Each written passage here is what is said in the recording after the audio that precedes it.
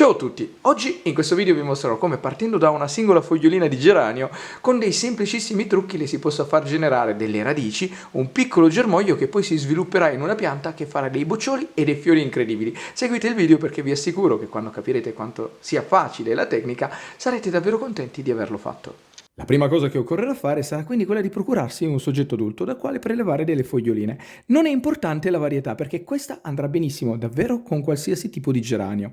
Trovata la pianta, non resterà altro che prelevare le foglioline. Quando lo farete dovrete stare attenti essenzialmente a un'unica cosa, ovvero che siano sane, quindi che non presentino rotture, funghi, muffe o batteri. E quando le tirerete via però dovrete fare in questo modo. Dovrete fare in modo che la parte che è attaccata al ramo venga via, quindi praticamente dovrete prenderla integra, così.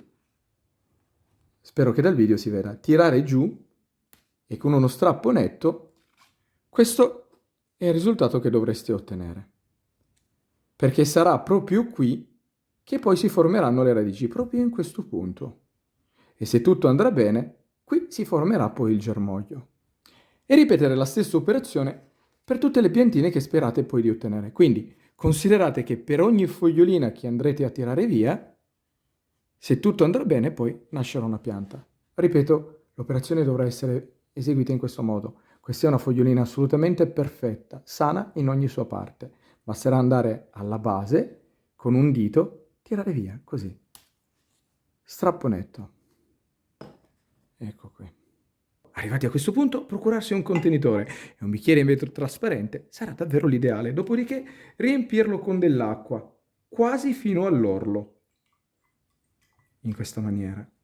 Dopodiché prendere tutte le foglioline che avete preparato ed andarle ad inserire, avendo l'unica accortezza che poi il punto dal quale sono state separate dalla pianta madre venga a contatto con l'acqua. In questo modo. Cosa importante, direi tassativa, è il fatto che, sino a che poi, nell'eventualità che spuntino realmente le radici nella parte inferiore, l'acqua non manchi mai e che quindi il livello sia sempre almeno superiore rispetto alla parte inferiore delle foglioline di circa 2 cm. E se tutto andrà bene, proprio qui, nella parte inferiore, inizieranno a spuntare delle piccole radici. Trucco dell'aspirina.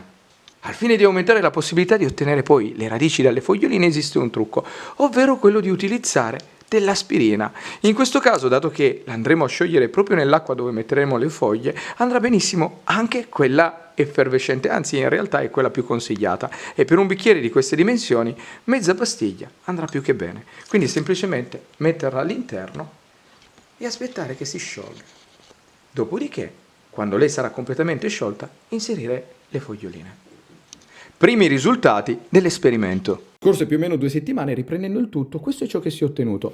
All'interno del bicchiere quasi tutte le foglioline hanno iniziato a creare un apparato radicale, molto piccolo, però comunque già il fatto che le abbiano fatte nascere è una cosa assolutamente ottima. Questa è la fogliolina che ha ottenuto i risultati migliori ed è proprio lei che adesso andremo a mettere nel terreno, proprio perché con l'apparato radicale che ha fatto sviluppare ci sono ottime possibilità che proprio da questo punto faccia sviluppare un piccolo germoglio e di conseguenza anche la piantina. In queste immagini vi mostro meglio come appaia la fogliolina e soprattutto le radici, quindi dove e come siano nate. Devo dire che è un risultato davvero incredibile e perfetto. Arrivati a questo punto, procurarsi un vasetto di piccole dimensioni, anche quelle di un bicchiere andranno benissimo, e riempirlo con del terreno che sia soffice e drenante. Se fosse della torba di buona qualità sarebbe davvero l'ideale, e nel centro fare un foro di circa 5 cm di profondità.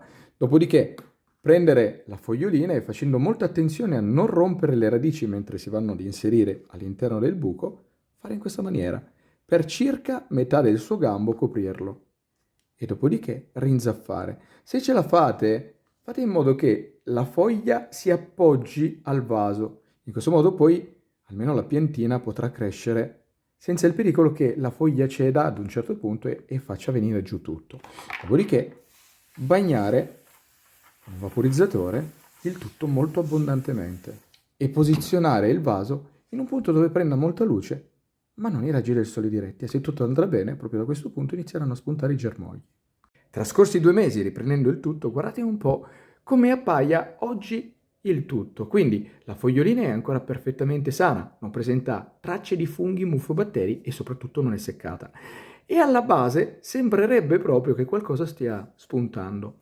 Un piccolo germoglio, questa sembra proprio una fogliolina, quindi non resta altro che aspettare e vedere se effettivamente da qui qualcosa nei prossimi giorni si svilupperà. Nel frattempo, mi raccomando, però tenete sempre il terreno leggermente umido. Non bagnate mai né troppo poco, perché sennò le radici in entrambi i casi seccheranno e di conseguenza anche la piantina.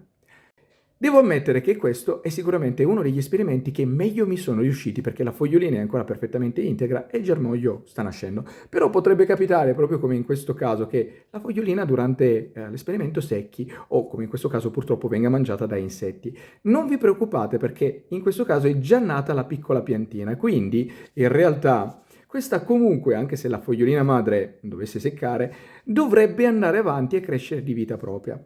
O come in questo caso invece, che la fogliolina, sono passati ormai 2 mesi, non ha generato nulla dall'interno, ma ancora lei sì, sta iniziando a seccare, ma non è né marcia né secca, potrebbe sempre nascere qualcosa da qua.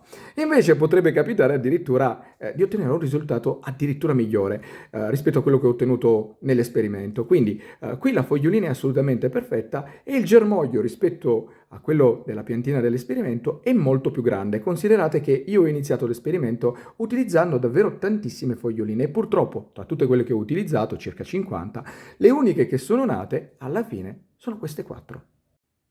Trascorse 2 settimane, riprendendo il tutto, questo è ciò che si è ottenuto. Delle 4 foglioline che sembrava che avessero attecchito, queste hanno portato avanti e fatto crescere i piccoli germogli che insomma erano spuntati. Considerate che le foglioline madre, queste per intenderci, stanno seccando ed è una cosa assolutamente normale e fisiologica. Voi non le tirate mai via, perché sino a che loro saranno attaccate al giovane germoglio che si sta sviluppando, lui riuscirà comunque ad assorbirne tutti i nutrimenti.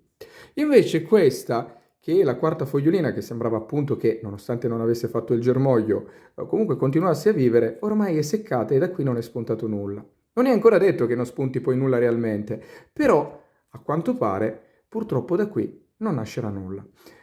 Sino a che comunque non si staccherà dal terreno, in questo caso è ancora attaccata ben saldamente, voi non la tirate via, perché c'è sempre la possibilità che da qui qualcosa nasca. E riecco le foglioline al 3° mese, direi che sono assolutamente perfette.